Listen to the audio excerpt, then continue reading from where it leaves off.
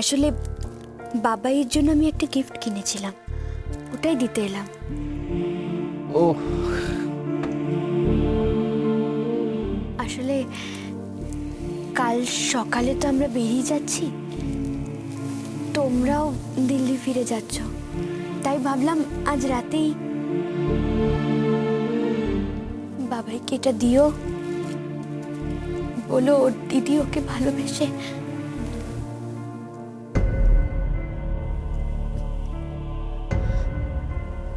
আবার তো কবে দেখা হবে জানি না। কি ব্যাপার বলতো মা? এত মন খারাপ করছিস কেন? আচ্ছা, সামনের বার আমরা যখন আসবো তখন আমরা বাবাইকে নিয়ে আসবো, কেমন? মন খারাপ করিস না।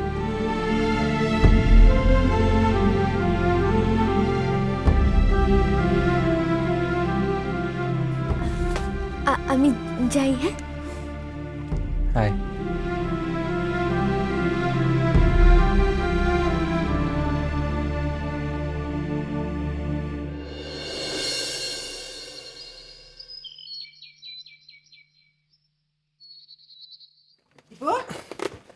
এনে এই শাড়ি দুটো একটু ভরে নে না বাবা।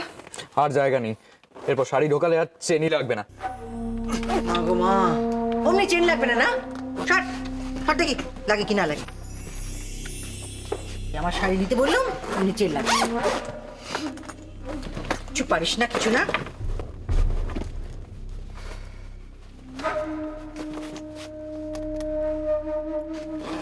এই,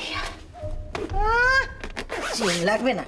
দেখ দেখ লাগলো কি না লাগলো।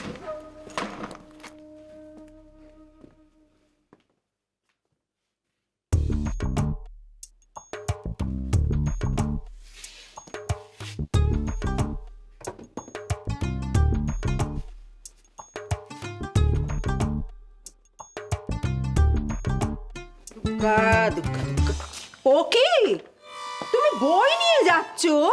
হ্যাঁ, ওকে নিয়ে গিয়ে তুমি বই মুখে করে বসে থাকবে না? সেটি হবে না, বই তুমি রেখে যাবে। না না, আমি ওখানে গিয়ে বই পড়বো না, শুধু ট্রেনের জন্য বই দুটো নিলাম। না ট্রেনে? মা, হ্যাঁ বলো। বলছিলাম ট্রেনের জন্য কিছু খাবার বানিয়ে নেব। খাবার? না না, সে এখন আর সময় কোথায়, খাবার টাবার তৈরির সময় এখন আর নেই। বেরোবা না, কি বলো? হ্যাঁ, কিনে নিলে হবে খুনি। হ্যাঁ হ্যাঁ, সেই ভালো। হ্যাঁ। হ্যাঁ। না সে বইগুলো নিয়ে কিন্তু তুমি মোটে ভালো কাজ করলে না, আমি বলে দিলুম। বই তুমি রেখে যাও।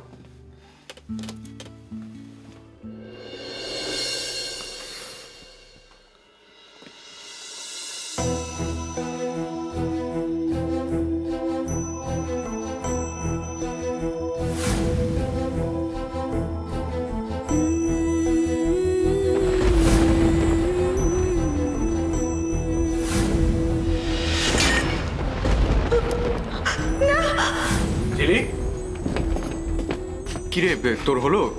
এই তো দীপু কাকা, আমি একদম তৈরি। একটু তাড়াতাড়ি কর, একটু আগে আগে বেরোতে হবে, বুঝলি? চল, তাড়াতাড়ি চল। চলে আয়, চলে আয়। মা,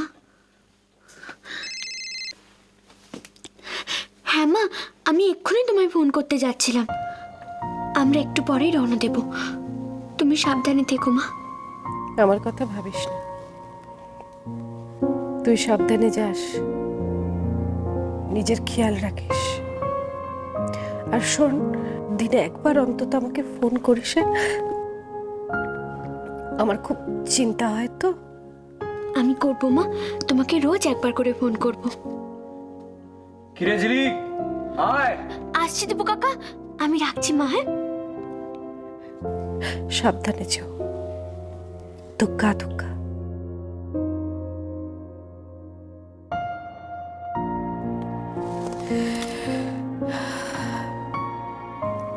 জয় বাবা বিশ্বনাথ।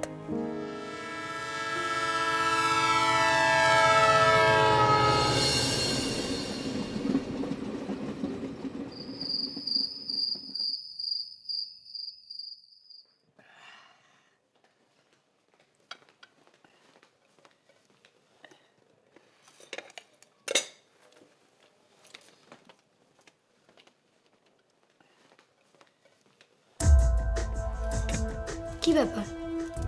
মা এখনো আসছে না কেন ডিনারে? ডাকতে গিয়ে তো দেখলাম দিদি কথা বলছে ঝিলিকের সাথে। ওরা কাশি রওনা দিয়েছে না, তাই ট্রেন কত দূর পৌঁছলো না পৌঁছলো আমার মনে হয় ট্রেন থেকেই কথা হচ্ছে। 12 থেকে 14 ঘন্টার রাস্তা। কাল সকালের আগে পৌঁছাবে বলে তো আমার মনে হয় না। ভারতীয় রেল তো একবার যদি লেট করে না, কালকে লাঞ্চটা ওই ট্রেনেই করতে হবে। হ্যাঁ, সবাই তো তোমার মতোই বেটাইমে চলে, তাই না? বারে আমি তো সব টাইমেই করছি, তখন টাইমে ডিনার করছি, দেরি তো দিদি করছে। আগে ঝিলিক খেয়েছে কি না খেয়েছে সেটা খোঁজ খবর নিক দিদি, তারপরে তো, না হলে তো দিদির খাবারে মনই বসবে না। এই এক হয়েছে, এ বাড়িতে উটকো ঝামেলার আর শেষ নেই। একদিকে ফুলকি আর একদিকে ওই ঝিলিক। ফুলকিকে তো আমি দেখে নেব, কিন্তু ঝিলিকটারও একটা ব্যবস্থা না করলেই নয়। কাজটা সহজ হবে না জানি, মা তো আবার ঝিলিক অন্তঃপ্রাণ, বেশি বাড়াবাড়ি। এই তো দিদি, এসো এসো, বসো বসো বসো। হ্যাঁ দিদি, ঝিলিকরা কত দূর পৌঁছলো? কি স্টেশনের নাম বলতে পারলো না, তবে বললো যে ট্রেন যদি লেট না করে কাল সকালের মধ্যে পৌঁছে যাবে। ডিনার করেছে ওরা? হঠাৎ করে ঝিলিকের এত খোঁজ নিচ্ছ?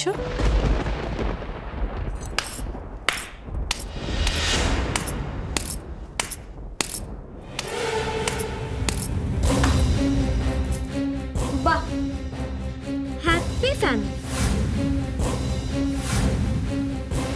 আপনারা হয়তো ভুলে গেছেন যে আমিও এই ফ্যামিলিরই একজন।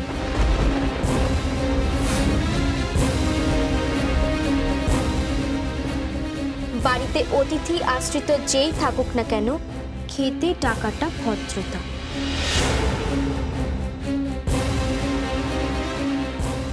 আর আমি তো এই বাড়ির বউ।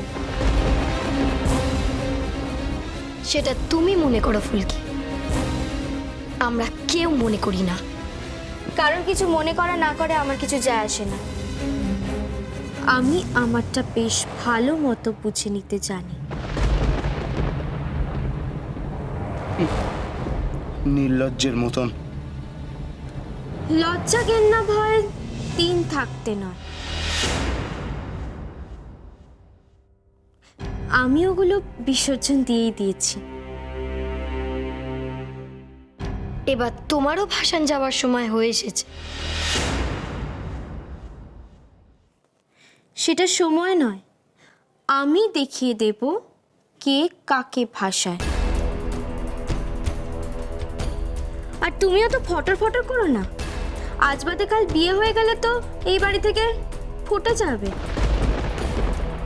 এই উড়ে এসে জুড়ে বসা পাখি আর বাদ বাকিদের গতি আমি দেখিয়ে দেব।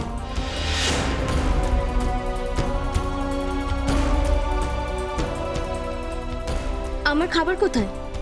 খেতে দাও।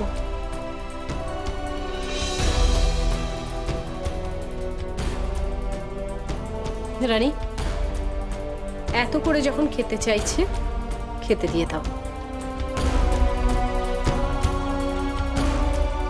খারাপ মানুষকে সবসময় বড় আসন দিতে হয়।